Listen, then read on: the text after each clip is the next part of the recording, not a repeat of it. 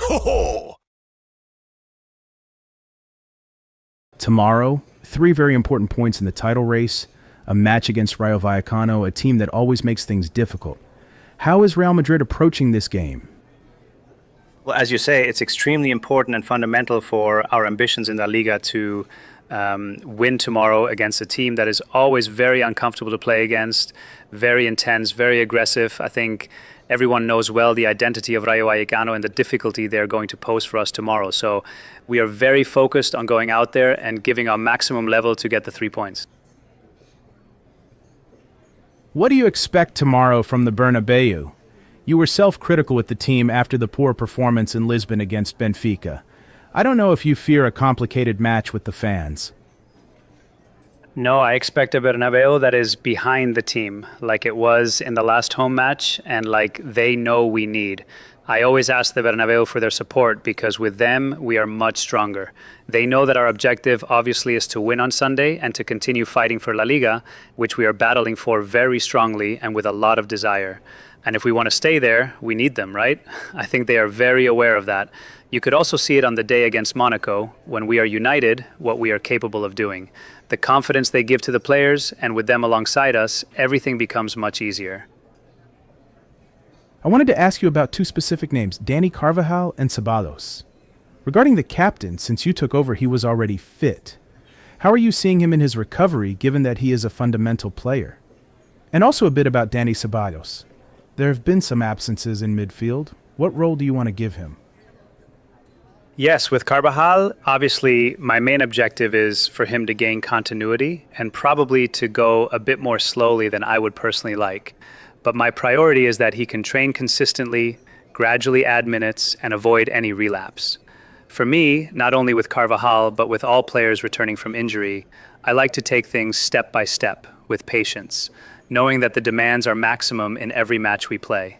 I'm seeing him better every day, with good feelings in training, completing more demanding sessions each time, and understanding that we still need a bit of time to see Carvajal at his best level, which is completely normal. So yes, I'm seeing him better every day.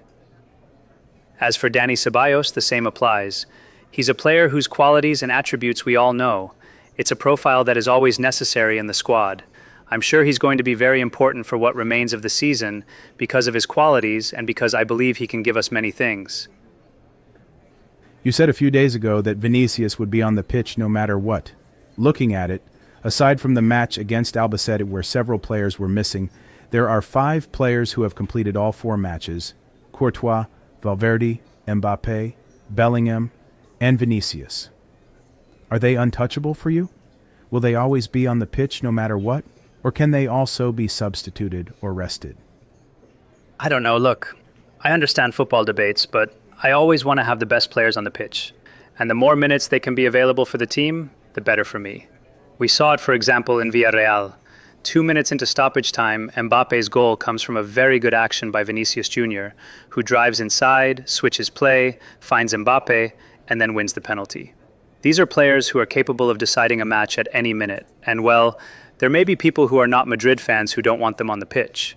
But I imagine that Real Madrid supporters want their best players always available, always on the field. I think the 5 players you mentioned are players who, on a global level, could be among the top 10 in the world, so they have my full confidence. And it's not just my confidence, it's their performance that puts them on the pitch. Mbappe told us the other day in Lisbon that it wasn't a matter of quality or tactics, but rather of putting in more desire. Do you share that diagnosis that sometimes the team or the players lack a bit of attitude?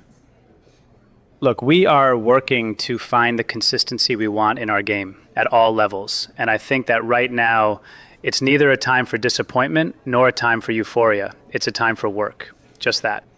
There will be time to talk about it later, but yesterday we learned that Benfica will be the opponent in this next round of the Champions League. How did you take it, and is there any sense of revenge, perhaps preferring Benfica over Bodo, which was the other option? Rayo Vallecano. The other day, out of the 18 matches played in the Champions League, your game against Benfica was the one with the greatest total distance covered. It was also the match with the biggest difference between the two teams, with Benfica's players covering more distance than Real Madrid's. I don't know if this concerns you, especially considering that the demands will likely increase as the calendar progresses. No, as I told you, right now it's time to work. We now have 2 weeks ahead in which we'll be able to work at all levels, and that's what we want and what we were looking for. I've had, I don't know if it's been 18 or 19 days with practically a match every 3 days without much time to work, and that's what we've been missing. Being able to spend time with the players, to work, to improve, to get better every day, that's what lies ahead after tomorrow's match, and that's what we're focused on. I wanted to ask how you explain the team showing two very different faces in such a short period of time. When Xabi Alonso was here, we saw a transformation from San Mamés to the match against Celta in just 4 days. And in your last 2 matches, it's been something similar, from a great performance in Castellón against Villarreal to the performance the other day in Lisbon. Well, that's exactly what I've been saying, right? I think we're working a lot, analyzing a lot, what we need to do to find the consistency we want at all levels. And I'm sure we're going to achieve it.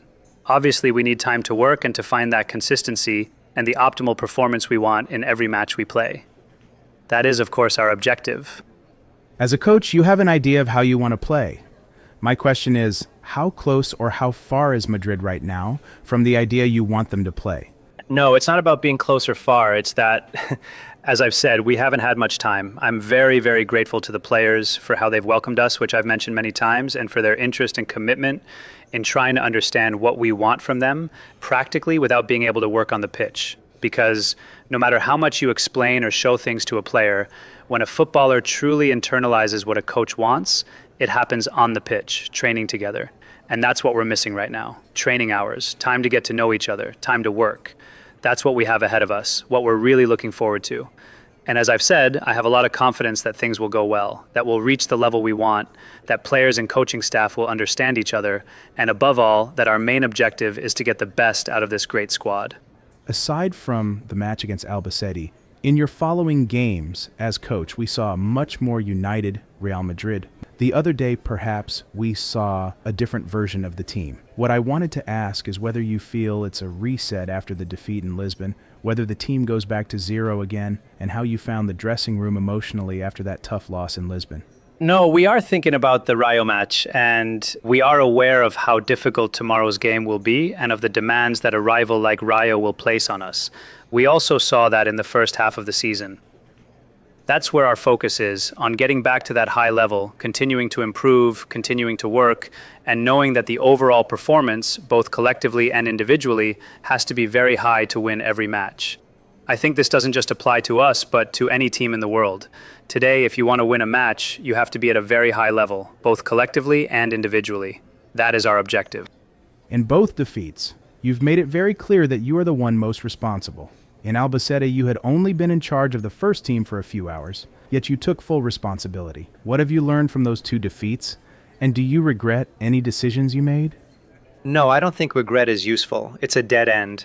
I always try to learn from mistakes and from failures, as they say. I think that when things don't go well, learning is the most important thing. That's also my path as a coach, trying to understand what I can improve and where I got things wrong. Obviously, I was the first to tell the players that I will make mistakes. Without a doubt, I'll make many mistakes because I have to make many decisions. But every decision I make will always be thinking about what's best for the team.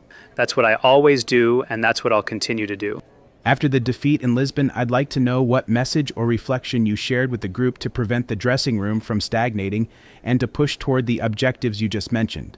I understand that you'd like to know, but that stays between the group and me. Thanks, guys, and have a nice day.